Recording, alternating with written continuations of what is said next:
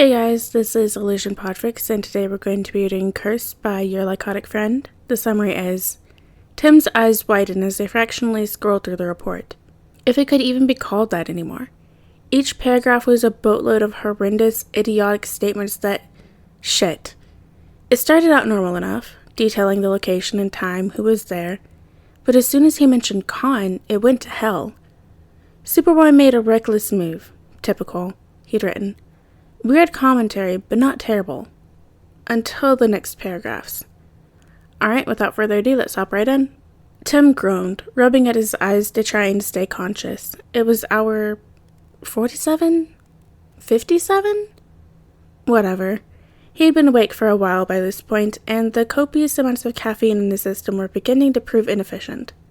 He yawned, fingers tapping away at the back computer as he finished up a mission report for the night.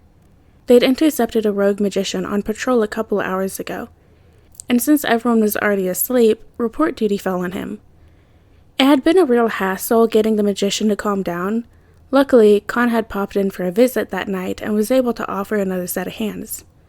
Big, strong hands. Tim shook his head. He really must have been tired if he was thinking like that. Kon was a friend, a teammate. Tim was just exhausted and delirious. His mind continued to get more and more sluggish as the minutes ticked by. He knew it was time for bed after this. He just needed to finish the goddamn report before he could finally rest his eyes and dream the night away. He glanced at the time in the corner of the screen. 2:57 a.m. That wasn't terrible, right? With one final click of the keyboard, Tim finished the final sentence in the mission report. With a sigh, he sent it in an email to Barbara and logged off. God, he was so tired. Tim woke up 6 hours later, feeling better than he had in weeks. His eyes no longer felt achy and dry, his hands no longer shook. 6 hours wasn't ideal, but it was more than he usually got, and for that, he was grateful.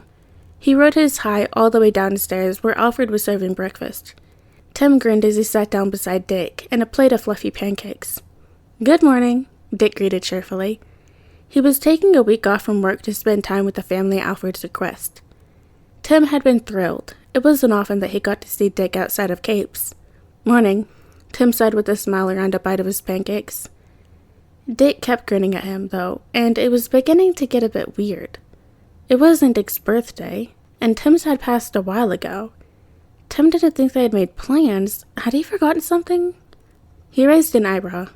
Dick, you okay? I'm fine, Dick said. He put an elbow on the table and propped his chin up with his hand. Still grinning stupidly. Have you checked your texts? Tim narrowed his eyes. Was Dick playing a prank on him? He cautiously stood up and walked over to the counter, where his phone was waiting in its charger. Alfred had banned electronics from his room for 2 weeks after finding his stash of secret coffee. He wasn't too shocked to see that he had a couple of unread texts. He was shocked, though, to see that one was from Babs. She never texted him unless it was important. Babs. You might want to reread your report, lover boy. Tim blinked. He'd been so tired writing last night. Had he missed a bunch of typos? Was it incoherent? Lover boy. Don't worry, Dick said, as if reading Tim's mind. I have your laptop right here. Tim ignored the spike of unease at Dick's enthusiasm in favor of sitting back down at the table and opening the computer. He pulled up the mission report from last night and... oh God. Tim's eyes widened as he fractionally scrolled through the report. If it could even be called that anymore. Each paragraph was a boatload of horrendous, idiotic statements that... shit. It started out normal enough, detailing the location and time, who was there, but as soon as he mentioned Kon, it went to hell. Superboy made a reckless move. Typical, he'd written. Weird commentary, but not terrible. Until the next paragraphs. Eyes like shooting stars. He laughs like he knows the sun will never burn him. God, I wish he'd stop looking at me like that. An invincible, piercing look. A bewitching sort of fire in the way he moves. Tim slammed the laptop shut, feeling his face heat up like fire. Dick's grin suddenly made a lot more sense. He felt Dick place a hand on his shoulder. I didn't know my little brother was such a romantic, he said, amused. Tim's head whipped around to face him. I am not, he insisted, panicking. What the fuck had possessed him last night? Why was he spouting out cheesy, lovesick nonsense? I have no idea what happened. I don't remember writing any of that. Dick cackled. This is why you don't write reports until morning after, he said.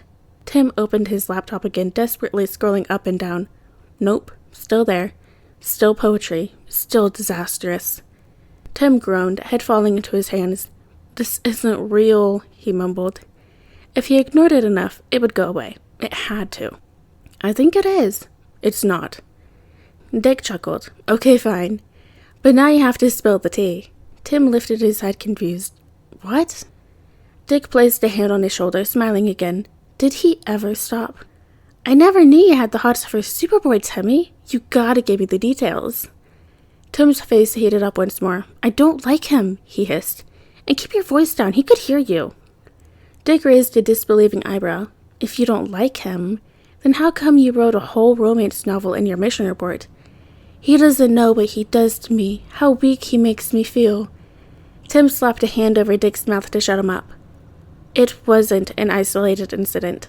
Every time Tim tried to write something down, his pencil would go off on a tangent about how beautiful Kon looked.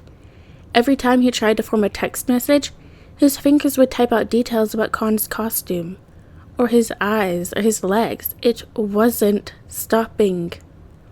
Tim was rightfully freaking out. What was going on? It was like he couldn't control his own freaking hands anymore. He couldn't trust himself not to write more awful poetry about his best friend. Then he remembered. Last night, the magician had blasted him with some sort of spell. It had knocked him off his feet, so he'd assumed it was simply an offensive maneuver. But it had left him feeling weird. Not necessarily a bad kind of weird, just weird. He called Zatanna immediately after he'd made the connection. She agreed to come see him. So here he was, in the Batcave, with Zatanna muttering in her own language and waving glowing hands around his body. He sucked in a breath when she stopped. Well? Zatanna smiled at him. You'll be fine. The magician seemed to have placed a type of curse on you, mostly harmless, just meant to distract you. So, it's a curse making me write about Kon like that? Zatanna tilted her head. Well, it's the curse making you lose track of time of what you're doing. The subject matter is all you, Tim. Tim grimaced. That couldn't be right. There was no way he'd write like that out of his own volition. When is it going to wear off? It should wear off 24 hours after it started, she replied. Tim breathed a sigh of relief. It had been 4 days since Tim's curse wore off. Maybe in that time, he'd admitted to himself that he might have the tiniest bit of a crush on Kon. Because who wouldn't? Those muscles, those cheekbones? But in the moment, he really wished he was still in denial. Kon was at his window. This wasn't a strange occurrence, really.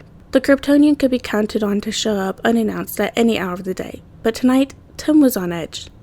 He let Kon in because anything else would have been suspicious as hell. It was best to play it cool, right? Hey, Kon, he started, but Kon interrupted him before he could get any further. Are you having a heart attack? Kon demanded, grabbing Tim's shoulders.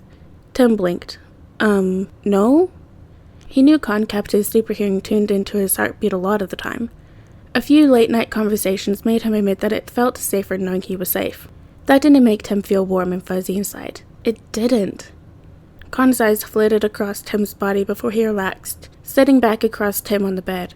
Your heart's been going haywire all day. Tim shrugged. Maybe I was running a marathon. Kon smirked. Or maybe you were thinking about my shooting star eyes. Tim froze. How the fuck did he find out about that? He'd encrypted all of the files on his laptop, careful not to bring sensitive ones to the tower where any of his teammates could log on and find them.